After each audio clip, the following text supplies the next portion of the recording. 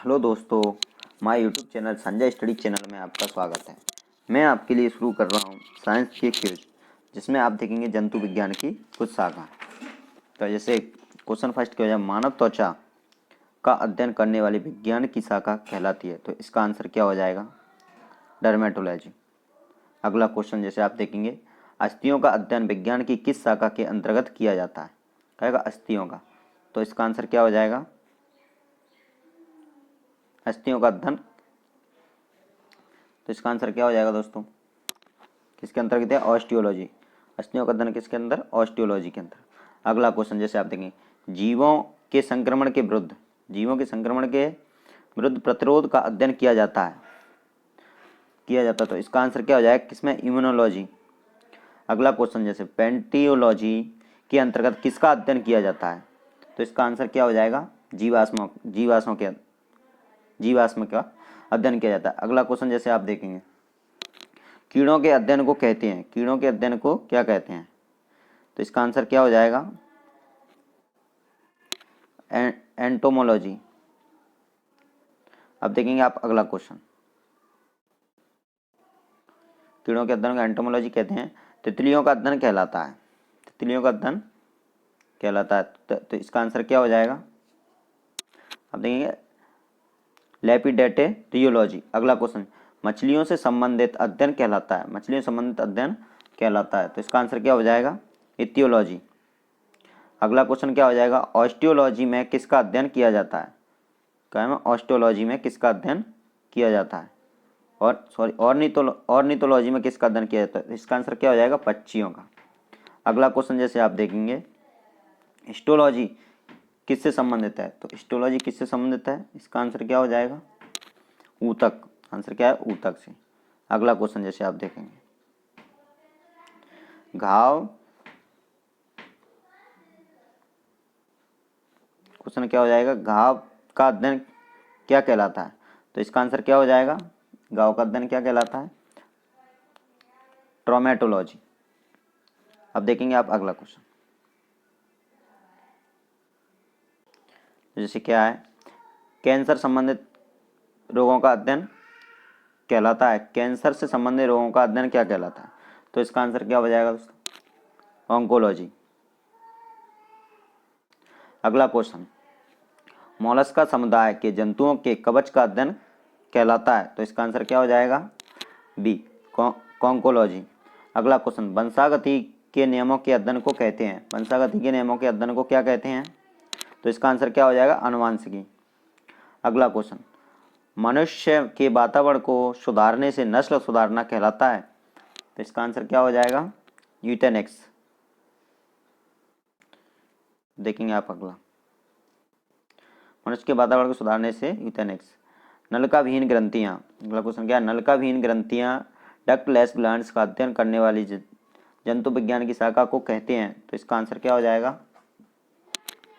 एंड्रोक्राइनोलॉजी। एंड्रोक्राइनोलॉजी। अगला क्वेश्चन, उस विज्ञान को जो आनुवांशिकता के नियमों द्वारा मानव जाति की उन्नति का अध्ययन करता है, उसे क्या कहते हैं? तो क्या हो जाएगा इसका आंसर? यूजेनिक्स। अगला क्वेश्चन, कीटों से संबंधित जीव विज्ञान की शाखा कहलाती है। तो क्या हो जाएगा इसका आंसर? एंटोमोलॉजी। एंटोमोलॉजी। अगला क्वेश्चन, मछलियों तथा उनसे संबंधित उद्योगों का अध्ययन कहलाता है। मछलियों तथा उससे संबंधित उद्योगों का अध्ययन क्या कहलाता है? आंसर क्या हो जाएगा इसका? इक्तियोलॉजी। इक्तियोलॉजी। अगला क्वेश्चन, जंतु विज्ञान की वह शाखा जिसके अंतर्गत जंतु की बाह्य आकृति एवं बाह्य संरचना का अध्ययन किया जाता है, क्या कहलाता है? तो इसका आंसर क्या हो जाएगा? मॉर्फोलॉजी। अब देखेंगे आप अगला क्वेश्चन, जैसे क्या है क्वेश्चन, जंतु विज्ञान की वह शाखा जिसके अंतर्गत आनुवंशिकी लक्षणों तथा उनकी वंशागति का अध्ययन किया जाता है, क्या कहलाता है? तो इसका आंसर क्या हो जाएगा? जेनेटिक्स। अगला क्वेश्चन, जंतु तथा उसके आसपास के वातावरण संबंधी अध्ययन को क्या कहते हैं? जंतु तथा उसके आसपास के वातावरण संबंधी अध्ययन को क्या कहते हैं? तो इसका आंसर क्या हो जाएगा? पारिस्थितिकी। अगला क्वेश्चन, मांसपेशियों का अध्ययन करते हैं, मांसपेशियों का अध्ययन किसमें करते हैं? क्या हो जाएगा? मायोलॉजी। अगला क्वेश्चन, जनसंख्या का अध्ययन क्या कहलाता है? जनसंख्या का अध्ययन क्या कहलाता है? डेमोग्राफी। देखेंगे अगला क्वेश्चन।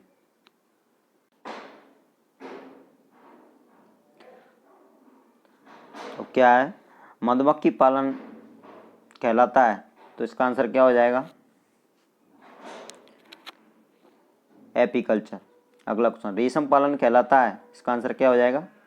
सेरीकल्चर। अगला क्वेश्चन, ऊतकों की रचना के अध्ययन से संबंधित विज्ञान कहलाता है। ऊतकों की रचना के अध्ययन से संबंध विज्ञान कहलाता है, तो इसका आंसर क्या हो जाएगा? हिस्टोलॉजी। अगला क्वेश्चन, विज्ञान की शाखा न्यूरोलॉजी से कौन सा अंग का अध्ययन किया जाता है? तो इसका आंसर क्या हो जाएगा? स्नायु तंत्र का। अगला क्वेश्चन, जेरंटोलॉजी निम्नलिखित में से किसके अध्ययन से संबंधित है? तो इसका आंसर क्या हो जाएगा? से वृद्ध। अगला क्वेश्चन आप देखेंगे, पेडियाट्रिक्स निम्नलिखित में से किसके अध्ययन से संबंधित है? तो इसका आंसर क्या हो जाएगा? शिशु रोग। पेडियाट्रिक्स शिशु रोग से। अगला क्वेश्चन, टिश्यू कल्चर का अध्ययन किसके लिए उपयोगी है? तो इसका आंसर क्या हो जाएगा दोस्तों?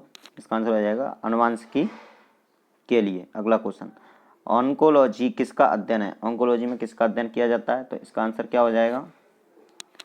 कैंसर का।